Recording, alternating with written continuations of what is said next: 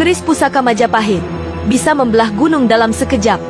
Di tengah kejayaan kerajaan Majapahit, pada puncak peradabannya di bawah pemerintahan Raja Hayam Wuruk, terdapat sebuah pusaka luar biasa. Sebilah keris yang diberkahi kesaktian tak terhingga. Keris pusaka Majapahit ini bukan sembarang senjata. Bilahnya ditempa dari besi langit, meteor yang jatuh bergemuruh di tanah Majapahit, dan diberi mantra-mantra sakral oleh empu legendaris, Gandring. Dalam kisah masyarakat, keris ini mampu membelah gunung, lautan, dan apa saja yang menghalangi langkah Majapahit.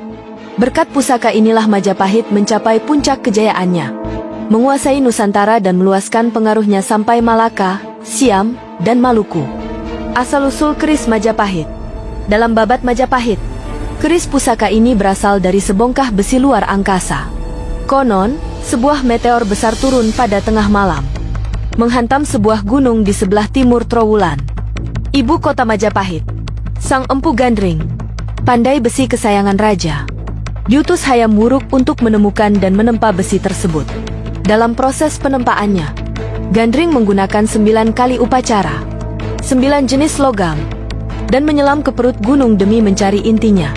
Setelah 40 hari dan 40 malam, lahirlah sebilah keris yang diberi nama Jagat Buana, keris penguasa dunia. Kehebatan keris Majapahit. Dalam pertempuran, keris Jagat Buana mampu mengirim gelombang energi yang dapat membelah gunung, mengeringkan sungai, dan meruntuhkan tembok pertahanan musuh. Satu kali tebasannya, pada saat Majapahit melawan kerajaan Dompo, puncak sebuah gunung terbelah, dan aliran sungai di bawahnya bergeser, mengubur pasukan Dompo hidup-hidup.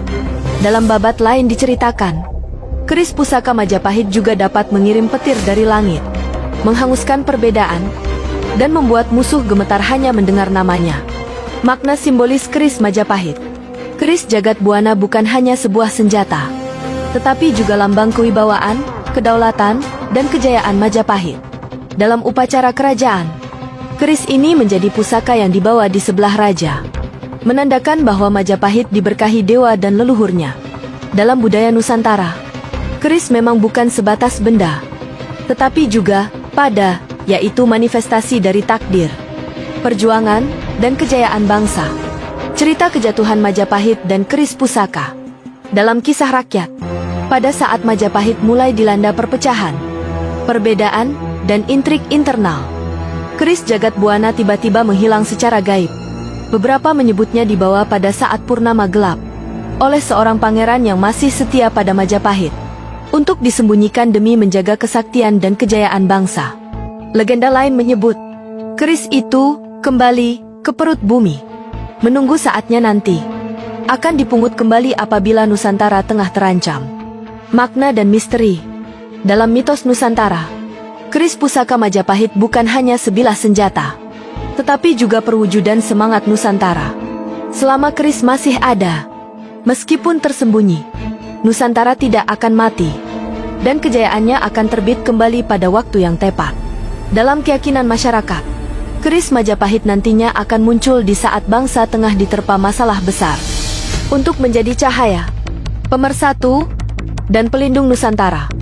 Yuk, like jika kamu percaya Nusantara punya kejayaan yang tengah menunggu waktunya. Bagikan kisah ini, agar lebih luas masyarakat mengenal sejarah, mitos, dan kejayaan Majapahit. Tulis di komentar, Jagat Buana, keris kejayaan Nusantara.